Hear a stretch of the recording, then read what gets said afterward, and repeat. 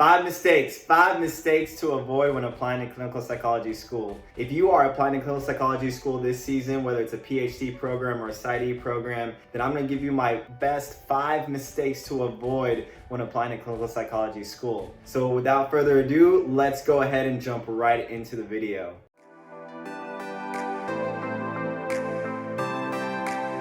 Alright, so if you're new to this channel, my name is Phil Sarpaw and this is Phil's Guide to PsyD. This channel is dedicated to all things psychology. If you're interested in psychology, if you're applying to psychology school, or if you want a little bit of a sneak preview into what psychology school, grad school might look like for you, then this is the channel for you. And so the number one mistake to avoid when applying to clinical psychology school is applying way too late. This could be in relation to a number of different things. If you guys have people that you're gonna ask to write you a letter of recommendation, you wanna ask them months before to give them enough time to write you that letter of recommendation. If you are ready to go into your personal statement, you want to prepare for that months before so that you can proofread and ask other people to read your letter as well for you to make sure that everything looks good. If you're looking into taking the GRE, you want to make sure that you don't take the GRE way too late in advance, just in case you want to retake the GRE. This was a mistake that I made. I decided to take the GRE a little bit too close to my application time, and I didn't get a chance to retake my GRE. So definitely give yourself plenty of time to study and plenty of time just in case you need to retake the GRE. So GRE, personal statement, letters of recommendation. I think overall, if you can send your application as early as possible, that will give you the best time to be able to kind of just sift through and relax a little bit, and just to make sure that you've turned in everything and that you don't have to worry about scrambling for different pieces of your application. The second mistake to avoid is lacking the chance to clean up your social media. Now, when you apply to these graduate programs, you best believe that they might take a chance on searching your name on Google, searching through your social media to see any other things about you, any red flags or any things that they might be attracted to. So if you're on Facebook or Instagram or YouTube or whatever it may be, make sure to clean up those social media outlets. And just in case, you might have to put those outlets on private as you apply to grad school. So that is definitely one thing to know. The number 3 thing is avoiding applying to random places. When you apply to clinical psychology programs, you want to be very strategic in where to apply to. You want to make sure that the schools that you're applying to,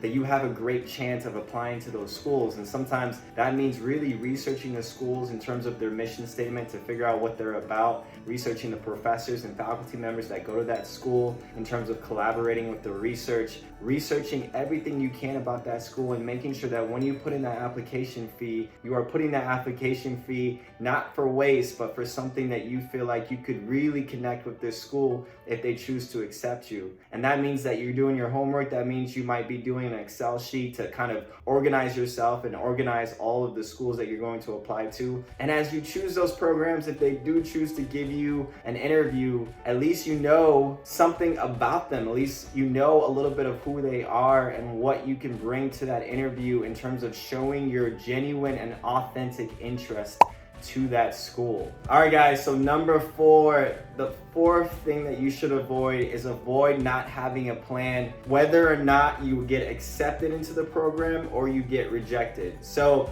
if you do get accepted into a program, you want to have a plan. What are you going to do in terms of a part-time job, or maybe you don't have a part-time job at all? What are you going to do financially in terms of taking out student loans? What are you going to do in terms of if you have to move to a different location? On the downside, actually, is what are you going to do if the school does reject you? Are you going to apply the following year? Are you going to retake your GRE? Are you going to ask other people for letters of recommendation or advice in terms of what you can do? Look into getting a mentor to help you through this process and navigate your career-focused dreams and goals and ambitions, just in case things don't turn out. So you definitely want to know what you're gonna do if you do get accepted, and also you wanna know what you wanna do in case you don't get accepted. So definitely have a plan for both things. And the last thing, guys, the last thing is avoid not taking care of your physical, mental, and spiritual health. Now, when you put in these applications, you might put in these applications anywhere from September or October. You might get an interview in December or January, and you might not hear back from a school, whether in February or in March. Regardless of if that's the case, that's October, November, December, January, February, March,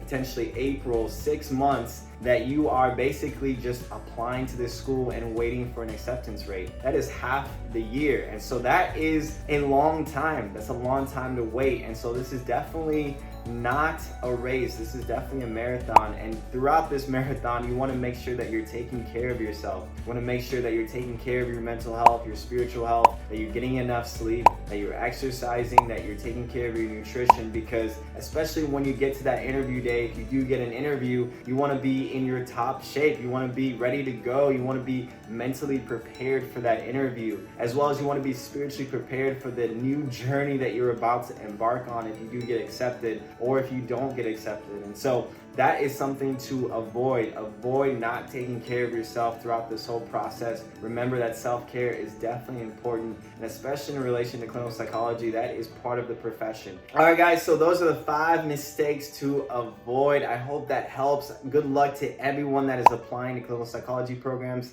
this season. I wish you the best of luck. If you guys have any comments or questions, definitely put it down in the comment section below. I will definitely make sure to take a look at that. But with that, I will see you guys in the next video.